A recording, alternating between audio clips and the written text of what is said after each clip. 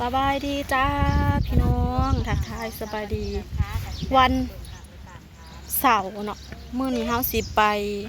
เที่ยวประเทศไทยเฮาสิไปฝั่งไทยพี่น้องเฮาสิไปเที่ยวงานประจำปีกะสิดำบ่มีหมูไปเฮ้ยจะหาซื้อหมูใส่ก็ดาวๆแล้วบ่ได้พาหมูเด้อมันแดดมันบ่มีหมูงานแห่ยักษ์พุอยู่สนุมานพี่น้องอำนาจเจริญประเทศไทยตอนนี้เฮาก็อยู่แคมป์ท่าด่านกำลังสิขามเนาะว่าในบ้านเขากำลังจะเฮ็ดใหม่งามเลยมื้อนี้ก็จิวปานี่บางแล้วก็เราเตี้ยไปไม้กำลังสิลงขาพี่น้องขามเรือมื้อนะเอ้าว่ะลืมท้าใบไม้ว่าแล้วสิมื้อแล้วบ่เฮาบ่ได้พี่ช้างให้บ่เป็นหยังสวัสดีเนาะคนกับคนแต่แท้มื้อนั้นน่ะแนวกินกันบ่เป็นหยังบ่แนวกินน่ะแนวกินบ่พอว่าแลจบเจืออันพี่น้องมาแต่สวรรค์เขาเอาชิ้นหมูมาพอดีต่อกันของย่ออยู่เบิดมื้อคนมาโมน่ะโมเบิดมื้อ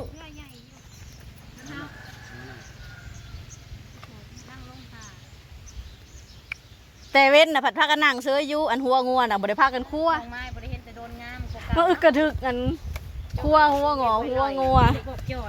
บ้านก็ไปเฮ็ดเพิ่นคืองามช่างเขานะบ่ได้กินยังก็หากับมาเขาหน้าเพิ่นก็มีแต่ผู้เป็นโอ้ยงามกว่าเก่าหน้าแหลมหน้าบ่หน้าบ่เบ่งตะกี้หน้าเพิ่นสิเต็มจุลุเปลี่ยนไป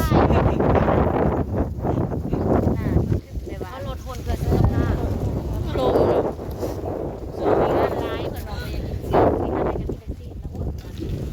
ก็เลยหุ่นดีงานได้กะสิไม่ได้กินเบื่อสิตายยันเสียงแหบวันนี้แต่ละคนนะจ๊ะไม่น่ารอดนะแต่ละคนเงินบริการน้ำหมูเดียวกันโซดโอ้ยยกเลิกไว้เองก็ยกเลิกกันไม่ยกจนหอดถึงยี่เมย์เลยนะยกเลิกเงาเลยป่านเงาเลยเพราะว่านี่ยังอ่ะวันระยะหน้าชูชีพพร้อมพี่น้องทางลงกับป้า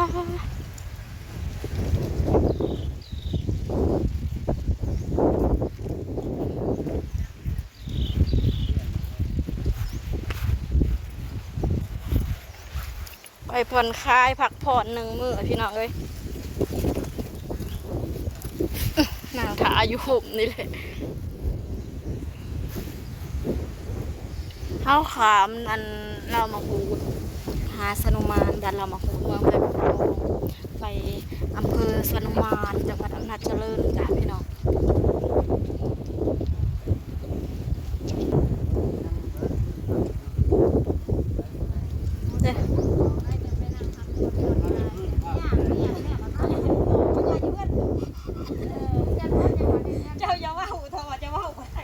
อีพ่อ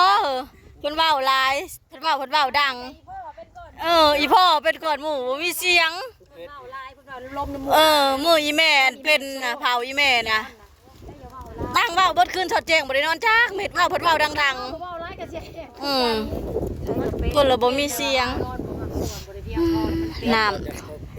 น้ำก็เป็นสีครามเนาะเขากับดองฟ้า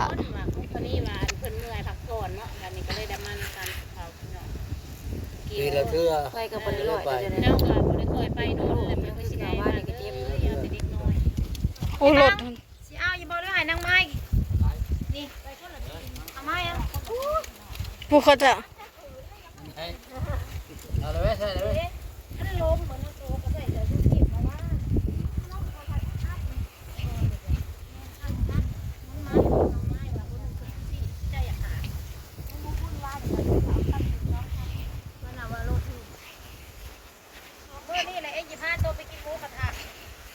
ส่งตัวนี้ตะกี้ยังใส่บ่ได้มันขับงัดของเขาไม่ได้ว่าเลยไม่โดนคนมากเลยเพิ่มความอ้วนเขาไม่แล่น้ำเด็กน้อยเนาะเป็นงานสิม่วนที่บ้านนี่คือบ่เห็นมีผู้มีคนเขาเปิดงานเริ่มถึง2 โมงงานกันไฟถ่ายคนในไซส์สิมีแต่ละปีก็บ่ได้มีคนเจ้าก็สั่งว่ามันเป็นงานแข่งคือสิมีคน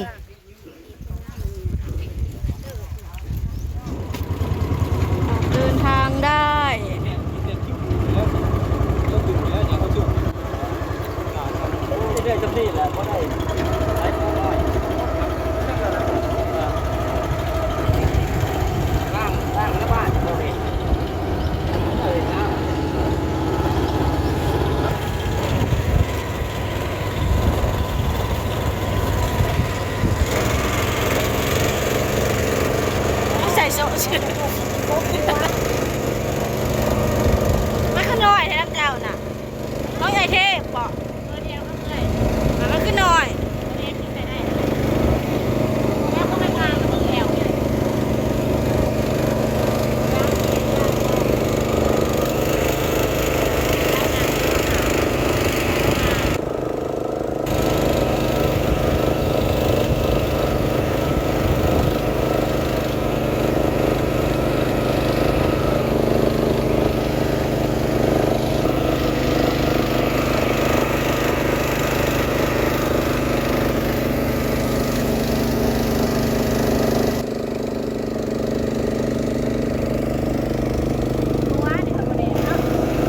อืม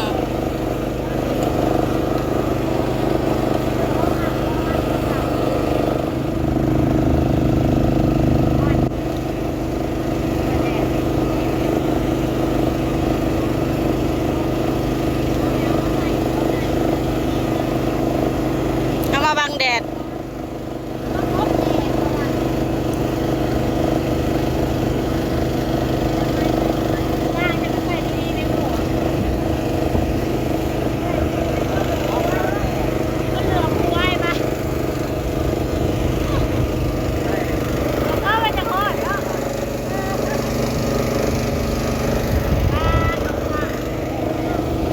น้ำครับแดงกลางๆเลยบ่มีเมฆเลยเนาะแดดเป็นแดดเลยมื้อนี้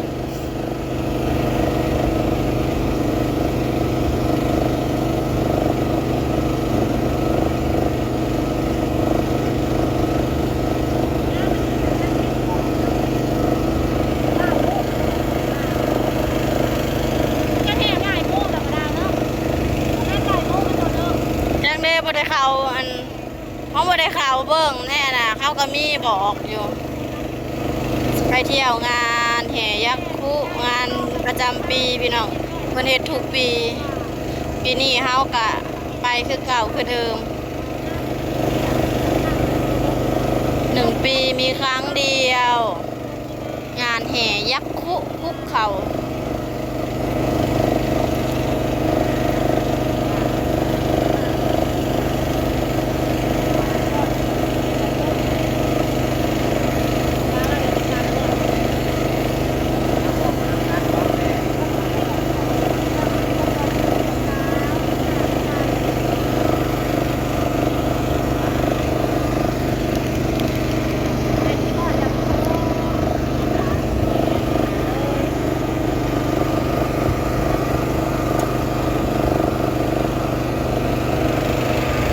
หอดแล้วอันนี้จะเป็นดอน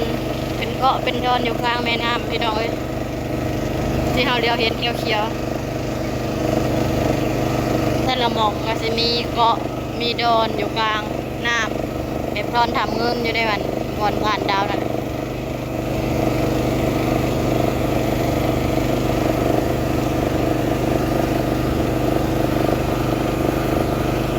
สิหอดแล้วเดี๋ยวถาไปชมบรรยากาศในงานนะครับพี่น้อง